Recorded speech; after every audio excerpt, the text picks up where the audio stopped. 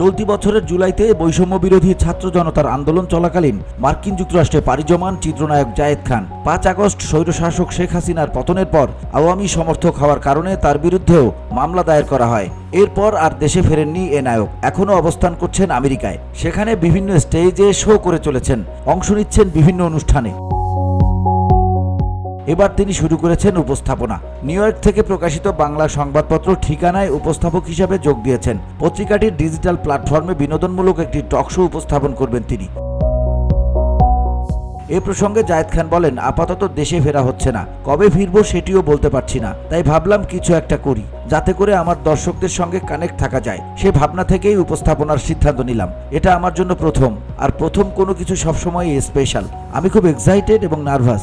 দর্শক কিভাবে আমাকে গ্রহণ করে সেটি দেখার অপেক্ষায়। এই অনুষ্ঠানের মাধ্যমে দেশের সিনেমা ও সংস্কৃতি তুলে ধরার চেষ্টা করব। BOD Bangla news desk.